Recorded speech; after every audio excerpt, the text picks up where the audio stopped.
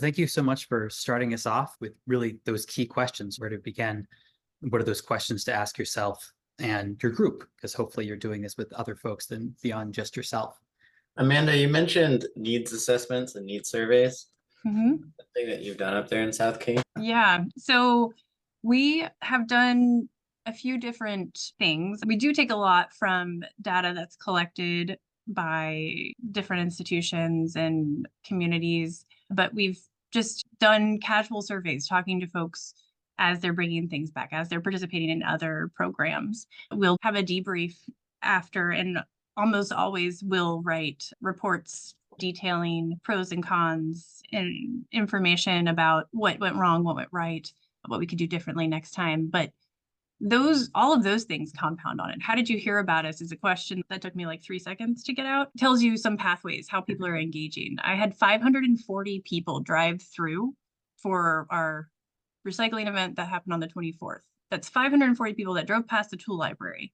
We opened in the mall in October because that was a decision that was made by community members in Auburn. But there's reported 6 million visitors to that mall every year, which is wild. Not all malls are doing okay, but they have built-in foot traffic. There are people that are connecting every single time we are there. What? I've never heard of a tool library. This is a brand new idea. We have a gigantic 8-foot by 8-foot box light in front of our gate to draw people's attention. And then we put a sign into the mall too that just says, what is a tool library? Because that's 1 million people. The needs assessments that we do come from surveys that live on our website. What classes, workshops do you want to have? Also, again, after checkout, we have a survey folks can answer, helps give us feedback and can help us report for data on metrics for grants. And then we also do transactional emails with our checkouts and asking folks to share their projects, pictures, pros and cons about tools or what they were working on, trying to not do all of the work ourselves by taking data from other projects, like COM or even the city's needs surveys when they do their comprehensive plans, helps to guide what the need is. Even working with haulers like Waste Management to understand what people want to have in the communities. Yeah, thanks.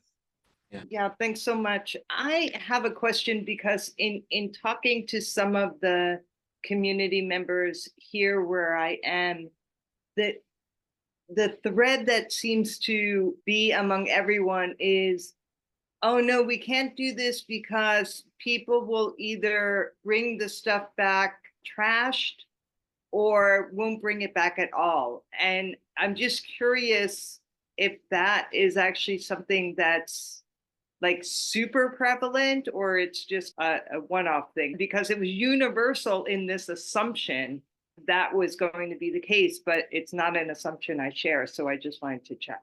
Thank you. I see people shaking their heads and I see, yeah, it's a prevalent question. It's something that people ask all the time. So I keep well in my pocket. After being open for a year, I looked and compared. We have a less than 2% incidence of non-return. That's how I phrase it, and that's what I say. Things die. We are a testament to planned obsolescence. We are a exercise in terminality. We are a testament to manufacturing shortcomings. It's gonna die. How it dies, when it dies.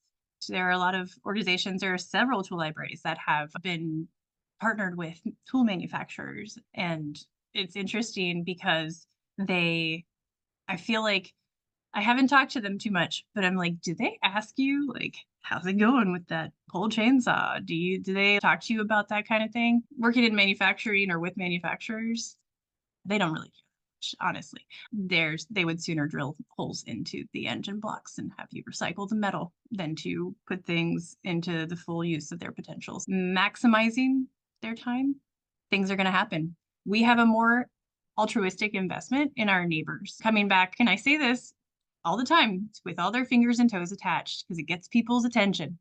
Because you could go into Home Depot and buy the absolutely wrong thing for the project that you're working on, your physical ability, or the circumstances beyond your control. How does Home Depot make sure they are getting the things back? They're not getting the things back. They're making sure that they're making the money that they have to make. And that's a system that we've created. So if we want to reimagine this system, that's broken because we have this linear economy. To create a more sustainable circular economy, we need to have things like this. So anyway, does anyone else want to answer this? I'm going to just hop on that real quick and say, when I was doing research before co-founding the tool library in Asheville, I went around and talked to a number of different existing tool libraries. And one of them was in Oakland, California, which is tied to the public library system. And so basically anybody who has a library card and can demonstrate that they live within the city of Oakland is able to become a member, and there's no other barriers to joining, right? So 300,000 potential members for their tool library. And I asked them about that exact question. What happens with loss and damage, right? Like, how do you account for that? And they told me, this was back in 2013, I want to say, that per year on average, they had about $4,000 worth of lost and broken tools. But because they did collect late fees for checkouts, they had over $12,000 of income from the late fees, which more than made up for any loss and damage that they had. And it was just a part of the cycle. Yeah, I was similarly going to say you build that depreciation into your model, whether it's repair and bringing tools back in, using donated tools in terms of replacements. Theft is actually really minimal.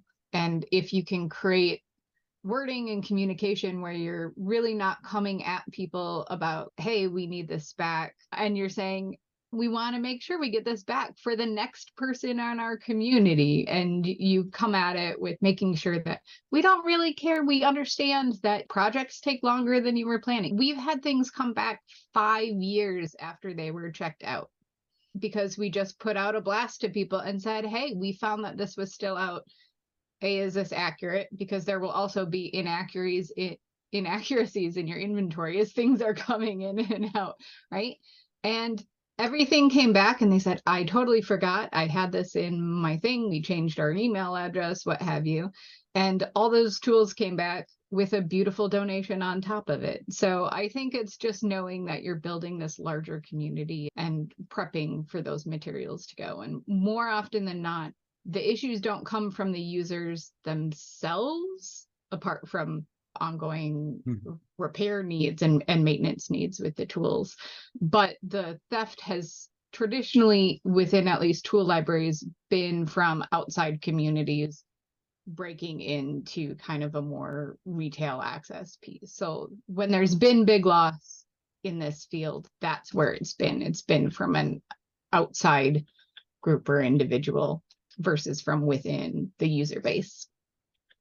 I was just going to say, Kate is exactly right. You create a network of trust within these things. I've talked about this a lot with other organizations and groups, but how you create that is, again, being intentional about that and being accessible and equitable is pretty darn important for my organization and for a lot of us, because the requirements and the barriers that people have to creating that's probably a whole nother total session. But again, getting this framework, this balance, this jump off point where you have those values established can only make you succeed when it comes to programs that you establish and creating the policies that you have. Yeah, it's wonderful to be part of this community too, because we're all about sharing. And so then we all end up like sharing these ideas and sharing perspectives and sharing successes and failures.